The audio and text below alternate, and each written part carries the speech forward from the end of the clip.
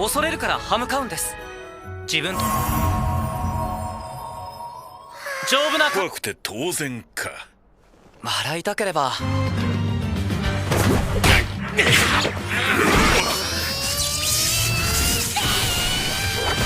にハードを付与。 Halo bre, bertemu kembali bersama dengan saya hanya di channel Kurobo Recap ID. Kali ini kita akan membahas kelanjutan anime part 2 yang berjudul Sozai Saisuka no Isekai Ryokouki yang dirilis pada tahun 2025. Takeru berpetualang ke kota besar. Dia masuk menjadi petualang, namun diremehkan oleh para seniornya karena hanya memiliki peringkat paling rendah. Namun mereka nggak sadar jika Takeru memiliki kemampuan di luar batas. Seperti apakah kelanjutannya? Yuk langsung saja kita gaskan ke alur cerita animenya. Selamat menikmati. Cerita dimulai yang memperlihatkan Takeru yang sedang memperbaiki gunting. Ia sangat menyukai pekerjaannya sebagai pencari material. Lalu mereka pun segera melanjutkan kembali perjalanan untuk ke desa Tormi. Moshi yoroshikereba. Oh, miete kita zo. Singkat cerita, mereka pun akhirnya sampai dan mereka berpisah. Marlo, penjaga desa Tormi, mengatakan jika sebentar lagi akan musim semi. Hal ini ditandai dengan Polon yang kembali ke desa.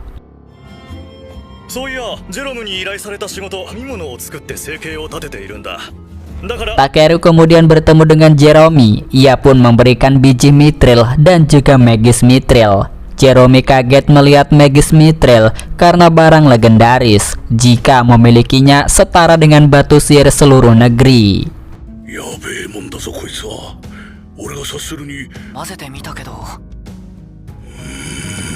Jerome menyarankan Takeru agar pergi ke kota Belkaim karena di kota itu sangat ramai. Mengingat Takeru memiliki bakat yang sangat luar biasa. Di kota itu juga ia pasti akan banyak mendapatkan berbagai pengalaman serta bisa membawa nama baik desa Tormi.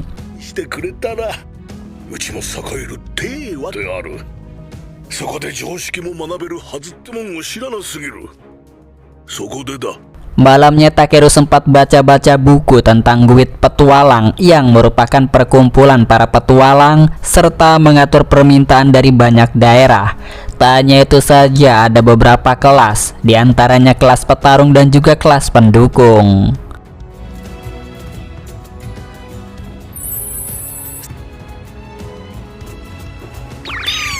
Sebelum pergi ke kota Belkaim, Takeru memutuskan untuk bersenang-senang terlebih dahulu dengan orang-orang desa Tormi. Mereka sangat baik meski baru mengenal Takeru. Menurut sang nenek yang memberikan perbekalan kepada Takeru bahwa orang-orang di desa ini sangat menyukai keberadaan Takeru. Namun Takeru juga ingin berpetualang melihat tempat-tempat lain.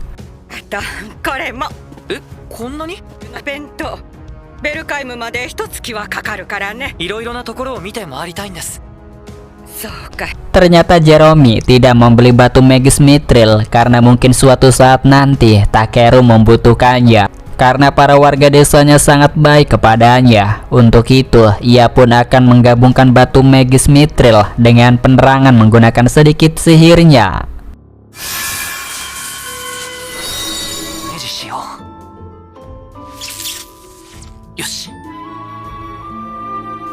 Keesokan paginya, semua warga desa pun berkumpul untuk mengantarkan Takeru pergi.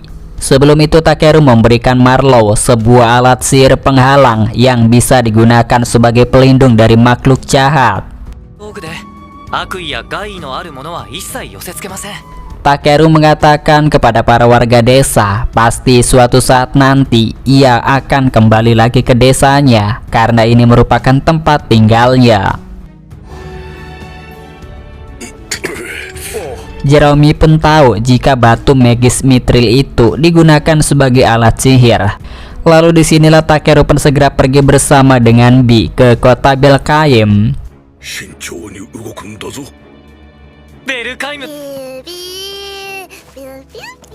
Saat Takeru sedang melakukan perjalanan, ia pun dihadang oleh monster kepiting Rengsi, sehingga Bi langsung menyerang membuatnya tumbang.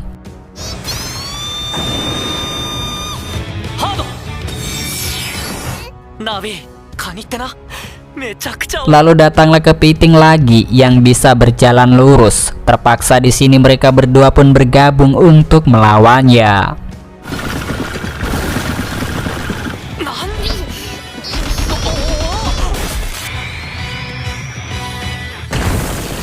Malam harinya, kepiting raksasa itu dijadikan makanan. Tentu mereka berdua pasti akan berpesta ria.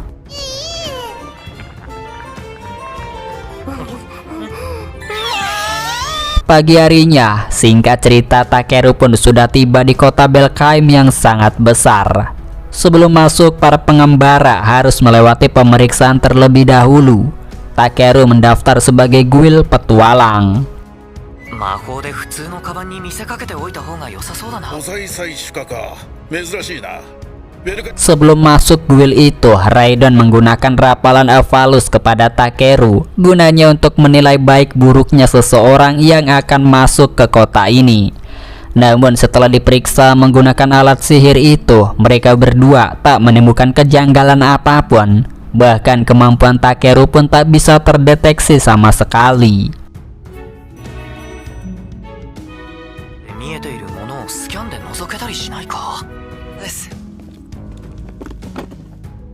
Bi lalu muncul dan Raidon menyuruh agar Takeru memberikan penanda kepada Bi bahwasanya mereka berdua adalah seorang rekan kerja. 市長に報告はさせてもらうが問題は子供たちにもらったこれ。皆無へ Singkat cerita, untuk pertama kalinya Bi dan Takeru masuk ke kota Belkaim yang sangat ramai penduduk. Ada manusia, ada juga sekumpulan manusia setengah hewan. Ia kemudian masuk ke dalam guild petualang Eropa dan di sana ada petugas pendaftaran yang bernama Ariana. リアンナです。お名前と現在のご職業をこっち。 Takeru langsung menuliskan nama dan masuk ke kategori sebagai guild petualang yang sebelumnya mengumpulkan material. はい、何度か。大きな鳥と。 Tak hanya itu saja, ia juga mengatakan bisa berkelahi. Namun Ariana membutuhkan sebuah bukti.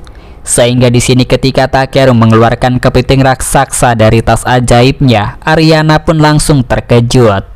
Oleh karenanya, membuat semua orang berkumpul. Salah satu dari penduduk itu menggunakan kemampuan sihir Evalus untuk mendeteksi apakah Takeru orang baik atau jahat. Dan terbukti jika sihirnya menandakan jika Takeru orangnya tak berbahaya. Mereka juga kaget saat kepiting raksasa itu dikonsumsi serta memiliki rekan naga kecil yang imut. 問題を抱えてないってことだ。まあ、そういうことなら登録の続きを。ん？こいつの殻を。キャカー。あれ、ドラゴンじゃないか。 Singkatnya, Takeru pun berhasil masuk ke dalam guild petualang. Ia mendapat peringkat F yang paling rendah terlebih dahulu. Padahal mah dia memiliki rank tak terbatas. Kemudian setelahnya, Takeru menemui keluarga prajurit yang telah gugur. Ia juga mengatakan telah menguburkan jasadnya. Mendengar cerita itu membuat satu anggota keluarga Belria sangat bersedih. Mengingat memang Berlia juga mencari obat untuk menyembuhkan penyakit ayahnya. 薬を買うためとかで勝手に依頼を受けていたんだ。さん、少しよろしいですか。 Takeru kemudian menyerahkan material itu kepada seseorang. Ia pun sangat senang karena mendapatkan barang yang sangat bagus. こんな大きなキノコ初めて見ましたよ。 Ariana kemudian meminta tolong kepada Takeru untuk mencari material bahan obat herbal karena para kliennya membutuhkan jasanya. Setelah beberapa hari kemudian, yang memperlihatkan Takeru yang sedang berendam di tempat pemandian. Lalu ia didatangi oleh kenalannya yang bernama Clay, yang mana Clay sudah mengetahui rumor jika Takeru bisa menyembuhkan penyakit ayah Belria tanpa dipungut biaya apapun. 人を治療したという噂を聞いたが、それはそうとお前にランクアップの知らせがあっただろういうのも本当か？ Karena kehebatannya, Takeru pun dipromosikan akan naik tingkat. Namun ia malah menolak karena lebih memilih hidup damai. Namun seseorang datang melaporkan jika para goblin datang menyerang. Mereka lalu langsung berkumpul dan membuat rencana untuk menghalau serangan para goblin itu. Takeru pun diajak ikut meski peringkatnya paling rendah. 俺には関係ないだろう。 Bang Rodor kemudian memimpin penyerangan itu sebelum para goblin datang ke kota Belkaim. Mereka harus secepatnya pergi. Takeru kemudian didatangi oleh beberapa orang yang meremehkan kemampuan Takeru karena hanya peringkat F. Namun Takeru tetap santuy aja, nggak memperdulikannya sama sekali. Bang Rodor pun awalnya sama mengintimidasinya. Namun itu hanya sebagai tanda perkenalan saja, karena ia tahu jika Grid telah memuji Takeru yang memiliki kemampuan yang sangat istimewa. 見た目と違ってすげえ何かを持って嫌がりそうだな。面白い。ランク F とはいえてめえの身が。 Museli kemudian berkenalan dengan Takeru dan ia senang bertemu dengannya karena memiliki kemampuan penyembuhan sama sepertinya. ギルドマスターの期待に応えましょう。いや Singkat cerita, grup para prajurit telah tiba di sebuah sungai untuk mencegat para kelompok goblin sebelum ke kota. Sebelum musuh datang, Museli sudah merinding ketakutan. 戦えなんて誰も言ってないんですから。大丈夫じゃないでしょ。まだ敵の姿さえ見えない後方で。 Namun meskipun hanya peringkat F, Takeru menasehati Museli agar memiliki jiwa kesatria karena kehadirannya akan sangat berguna bagi prajurit yang terluka. 私のできることで精一杯頑張るぞ。 Clay kemudian bertemu dengan Takeru. Kini ia berada di garis belakang, mengingat karena luka lama akibat pertempuran sebelumnya. Jadi ia tak bisa bergerak lebih leluasa saat di medan pertempuran. 傷が痛んでな。思うように。 Clay terkejut saat Takeru tahu jika di punggungnya terdapat luka beberapa sayatan. Clay malu karena luka itu malah dianggap aib bagi pejuang. Namun Takeru menyimpulkan bahwa mungkin saja luka itu didapat dari Clay saat melindungi seseorang. Dan memang benar, Clay saat itu sedang menyelamatkan seorang bocah dari serangan. そのような考え方も。 Tak lama dari itu mereka mendengar ada suara yang artinya tanda formasi master sudah ditembus. Clay pun segera pergi demi melindungi orang-orang yang lemah. タケル、俺は出る。レオとも、お主らは俺が守る。 Sementara itu, kelompok Museli sudah mendapatkan korban yang terluka. Dan di sini sebelum pergi, Takeru membuat benteng perlindungan untuk Museli dan rekan-rekannya. そうだったっていうのに。あとはてめえが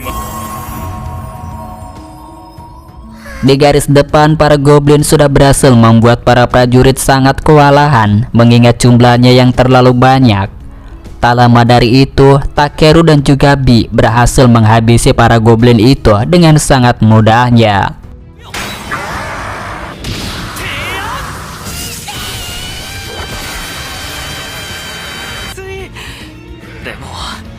Mereka mengatakan telah muncul varian unggul dari Goblin Sergeant, makanya mereka sulit melawan. Berkat bantuan Clay, mereka bisa lolos, namun terpisah dengannya. Sementara itu Clay mati-matian bertarung sendiri melawan Goblin meski terluka cukup parah. 抜かったか。ところで何言ってるんですか。天気のせいで傷が痛むんでしょ。 Tak lama muncullah Goblin Sergeant bersama dengan para anak buahnya. Mereka pun terkepung. そういう決してはいけない傷だったりしますか。これはその傷大事にしていますか。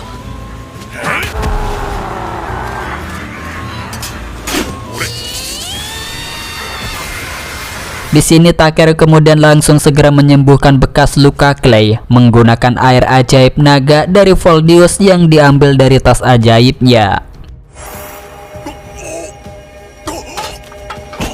Diperlihatkan setelah Takeru memberikan air penyembuhan itu, kini Clay sudah bergenerasi menjadi sosok naga yang sangat mengerikan. Kekuatannya berkali-kali lipat, hingga dengan sangat mudah Clay berhasil menghabisi mereka semuanya. Setelah pertarungan sengit, Bang Rodor datang. Dia pun sangat kagum dengan kemampuan Takeru meski dia hanya peringkat F. Malam harinya, terlihat kini Clay mendatangi temannya. Takeru menjelaskan bahwa ia telah menyiramkan air dari naga yang bisa menyembuhkan lukanya itu. Namun justru ketika Takeru merapalkan mantra, kekuatan Clay bertambah menjadi lebih kuat. Clay menyadari jika Takeru bisa menggunakan teknik penyembuhan tingkat tinggi dalam sekejap melihatnya saja.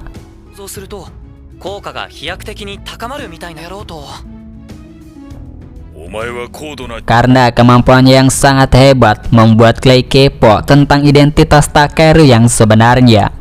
Takeru pun menjelaskan bahwa dia berasal dari dunia lain atau dia telah bereinkarnasi terlahir ke dunia ini. Namun perkataan dari Takeru tak bisa dimengerti oleh Clay.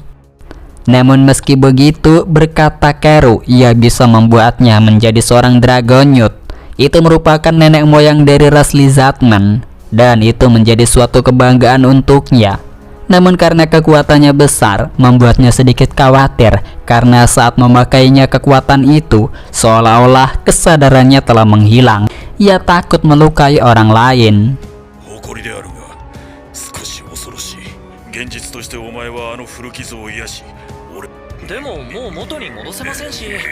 Pagi itu Takeru bersama dengan Bi pergi ke area pengrajin untuk membeli suatu benda yang nantinya akan berguna untuknya. Dan singkatnya, anime yang berjudul Souzei Saisuka no Isekai Ryokouki Part 2 yang dirilis tahun 2025 pun telah berakhirnya sampai di sini saja. Semoga kalian terhibur ya cuy.